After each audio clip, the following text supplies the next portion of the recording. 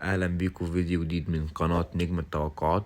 النهاردة معانا توقعات لمباريات يوم الجمعة 5/9/2025. بس قبل ما نبدأ حابب ان انا اقول لك ان احنا عاملين قناة للتليجرام، ما تنساش ان انت تنضم في القناة عشان بننزل عليها اكواد لايف وبننزل عليها اكواد الاستراتيجية. تمام، معانا كده النهاردة 16 حدث، 16 ماتش. قسيمة. انت طبعا زي ما بقول لكم كل مرة قسموها يا جماعة على كذا قسيمة، يعني خد القسيمة دي ماتشين ماتشين ماتشين او 3 4، ما تتعداش ال4 ماتشات. تمام، بس انا جامع لك كل الماتشات في قسيمة واحدة عشان ايه الفيديو ما يطولش. طيب يا جماعة، القسيمة دي معمولة بناء على ايه؟ بناء على دراسة في المباريات قبل كده للفريقين والاحصائيات. تمام، مش اي حاجة وخلاص. فانا جامع لك بس كله في قسيمة واحدة. تمام، معانا اول ماتش اللي ما يسموش. عملت فرصة مزدوجة ليهم ان هما ما يخسروش الماتش ده، يعني فرصة مزدوجة فوز او تعادل. تمام كده. معانا تاني ماتش اليونان وبيلاروسيا. عملت فرصة مزدوجة لليونان، هي طبعا الاضمن ان هي هتفوز، بس انا بلعبك في المضمون منه خالص. تمام. معانا تالت ماتش ايسلندا. عملت فوز صريح لايسلندا.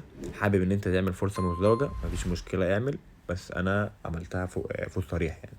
طيب معانا ماتش فرنسا واوكرانيا. طبعا مش محتاج ان انا اقول لكم ان انا عملت فوز فرنسا. اللي حابب بقى يزود اي احداث تانية انت حر براحتك، بس انا عملت يعني اللي هو من الاخر يعني. تمام. ماتش ايطاليا واستونيا.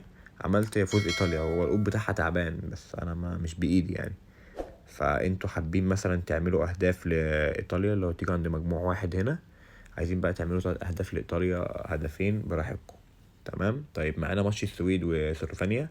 عملت الشوط الاول الفريقين ما يسجلوش، كده الفريقين سيسجل لا في الشوط الاول. خدوا بالكم الشوط الاول. تمام. طيب معانا ماتش كوسوفو وسويسرا.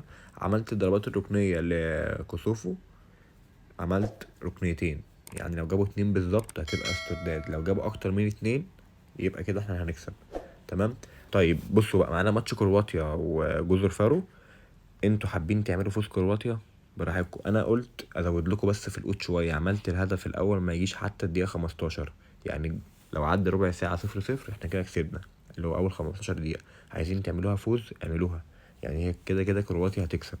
تمام.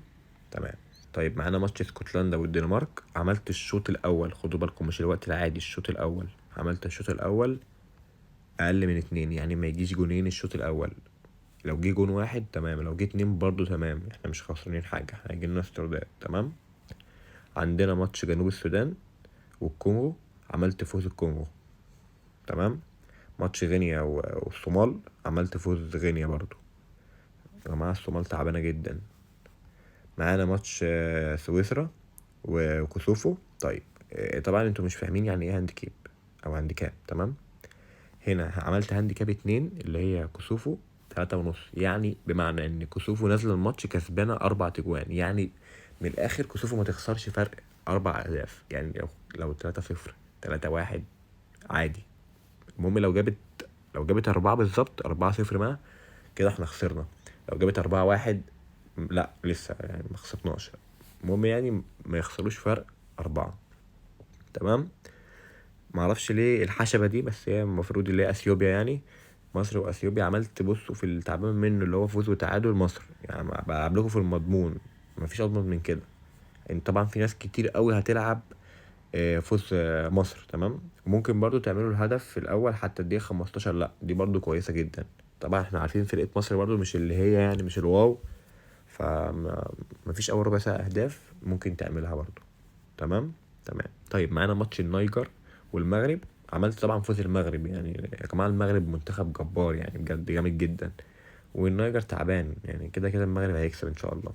طيب معانا ماتش كوتوفوار وبوروندي. عملت فوز الكوتوفوار، طبعا منتخب جبار، اظن يعني قابل مصر قبل كده وشوفنا. تمام. عندنا اخر ماتش توغو وموريتانيا. عملت الشوط اللي هو اول ربع ساعه ما يجيش فيه اهداف، يعني الهدف من الدقيقه 15، من الدقيقه الواحد لحد الدقيقه 15 لا. فحابين تعملوا فوز في حد من الفرقتين، الماتش صعب، الماتش مش سهل، الفرقتين رخمين قوي. ف براحتكم اعملوا اللي انتوا عايزينه، بس انا بجيب لكم من ابو اخر. تمام. والقسيمه اهي، اي حد حابب يعدل عدل. انا كده كده يعني في شات، عامل شات انا للجروب بتاعنا، فانت انضم في الشات وهنتكلم وكلنا بنتكلم، واللي بيعدل وينزل التعديل والكلام ده كله. فبس وكده نكون خلصنا. ما تنساش ان انت تنضم في قناة التليجرام، وبس كده، سلام.